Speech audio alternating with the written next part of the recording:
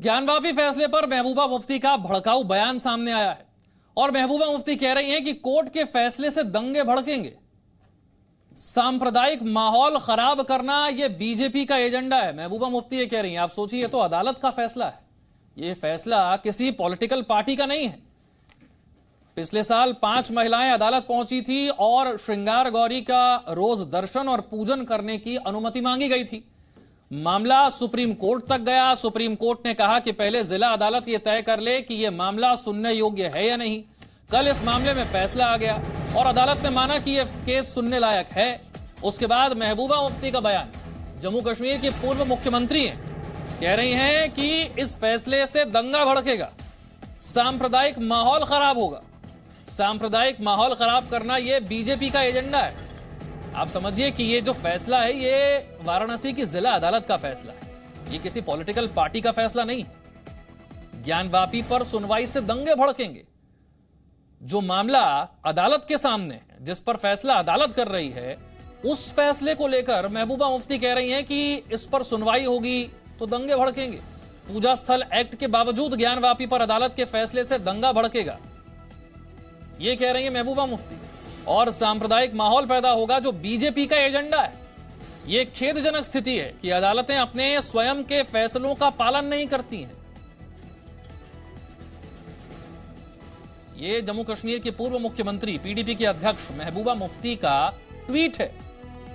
अदालत के फैसले को लेकर इस तरह की भाषा का इस्तेमाल कि ज्ञानवापी के फैसले से दंगे भड़केंगे। आप सोचिए ये कितनी चिंताजनक बात है, क्योंकि जब हिंदू पक्ष की तरफ से दावा किया गया तो कभी यह नहीं कहा गया कि अगर फैसला हमारे पक्ष में नहीं आया तो दंगे भड़क जाएंगे। लेकिन जब मामला अदालत में है, फैसला अदालत कर रही है, तो अदालत के फैसले पर इस तरह से सवाल उठाना कि अदालत के फैसले से दंगे भड़क जाएंगे, तो अब सवाल यही उठ रहा है कि ज्ञानवापी पर ज्ञान या फिर भड़काने का काम, ये क्या किया जा रहा है?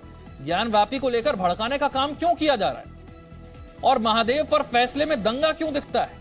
फैसला अदालत का है, किसी पॉलिटिकल पार्टी का नहीं है। इसमें दंगा नजर क्यों आ रहा है? ज्ञानवापी से दंगा, ये किसका एजेंडा है? कौन ज्ञानवापी के नाम पर दंगा करना चाहता है?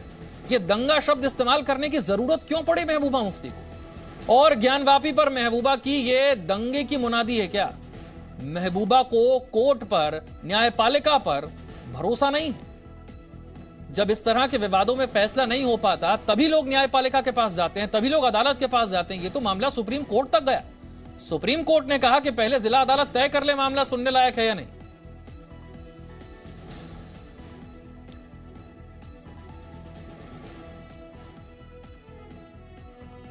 एआईएमआईएम से डॉक्टर पवन अंबेडकर हमारे साथ हैं।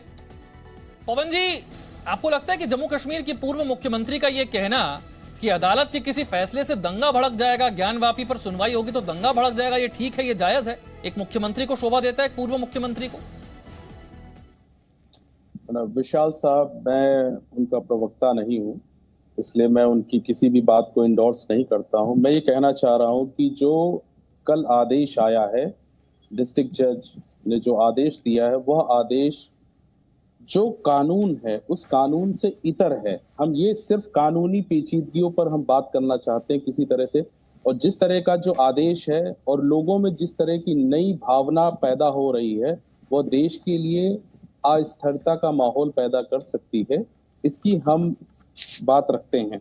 हमें कहना चाहते हैं कि कल जो आदेश पारित हुआ है और सुप्रीम कोर्ट की जो गाइडलाइंस है, सुप्रीम कोर्ट का जो आदेश है, जो जजमेंट अयोध्या के मामले में दिया गया था, उस जजमेंट का रिस्पेक्ट ना करते हुए व्यक्तिगत कैपेसिटी के आधार पर यह आदेश दिया गया है। मैं आपसे ये और जनता को ये बता देना चाह रहा हूं कि जो आपके व्यूवर्स हैं, उसमें जो the places of worship act को लेकर के बात कही गई है और प्लेसेस ऑफ वर्शिप एक्ट क्यों नहीं लागू होगा ज्ञानवापी पर, इसको भी कोर्ट को बताना चाहिए था कि किन बिंदुओं के आधार पर, वो कौन से बिंदु हैं जिनके आधार पर the places of worship act 1991 लागू नहीं होता है। सुप्रीम कोर्ट ने अपने एक आदेश में ये कहा है, जब 2019 का जजमेंट वो सुना रहे थे, उन्होंने बताया कि the places of worship act basic structure of the constitution है। तो basic structure of the constitution का ख्याल ना रखते हुए जो आदेश पारित किया गया है, उससे इस देश के जनमानस में मैं दो बातें यहां पर पवन जी कहना चाहता हूं। पहली बात तो ये कि आपसे और मुझसे बेहतर तरीके से कानून की समझ, संविधान की समझ अदालतों को है।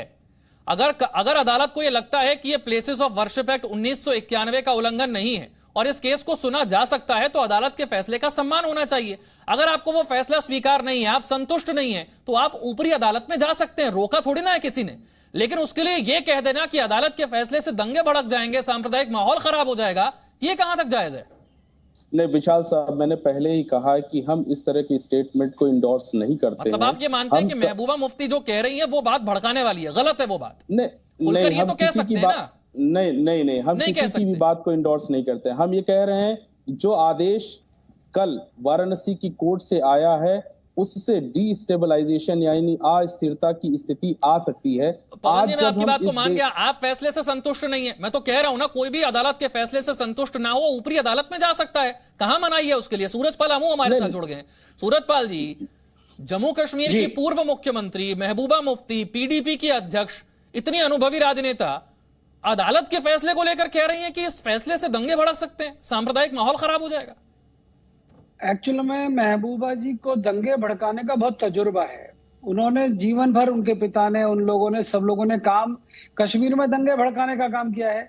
अब जो ज्ञानवापी पर कोर्ट का फैसला आया है उसमें ना एआईएमआईएम के चीफ है, ना उनके प्रवक्ता सहमत है, ना ही महबूबा। ये दंगा भड़काने की जो धमकी दे रहे हैं, इनके खिलाफ तो मुकदमा दर्ज होना चाहिए। देश की अदालतों की अवमानना का ये जो कार्य कर रहे हैं, ये तो गुनाह है।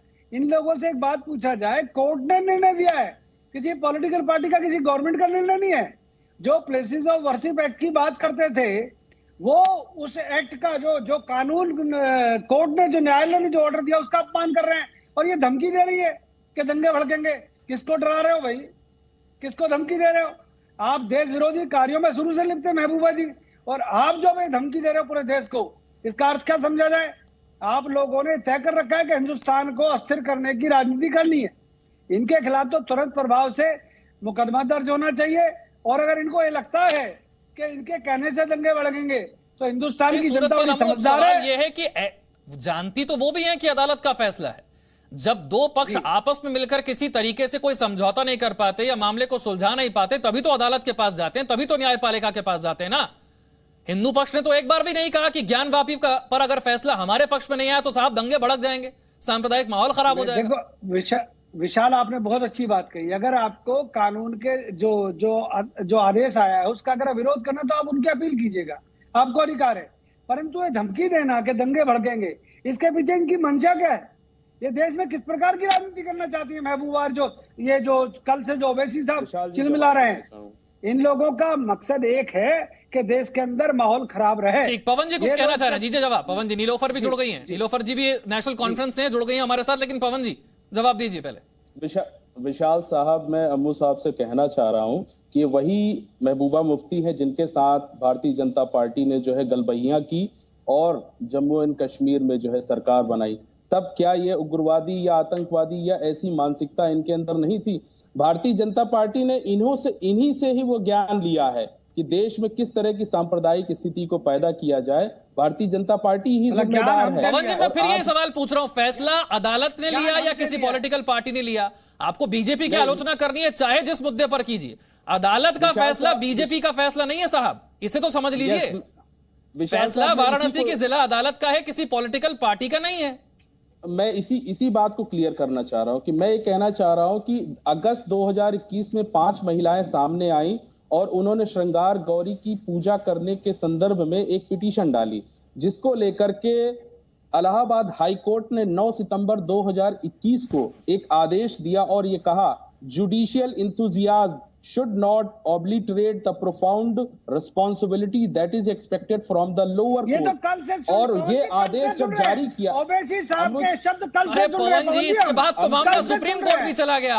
सुप्रीम कोर्ट तक ने कह दिया कि पहले जिला अदालत सुन ले, मामले को तय कर ले कि सुनने योग्य है या नहीं है। फिर मामला आया जिला अदालत में। आप किस चीजों में उलझा रहे हैं लोगों को? आप कानूनी पेचीदगियों में लोगों को उलझा रहे हैं। नीलोफर जी हमारे साथ है। नीलोफर जी, भाई अदालत का फैसला कुछ भी हो, अगर कोई संतुष्ट नहीं है अदालत के फैसले से, तो वो ऊपरी अदालत में जा सकता है।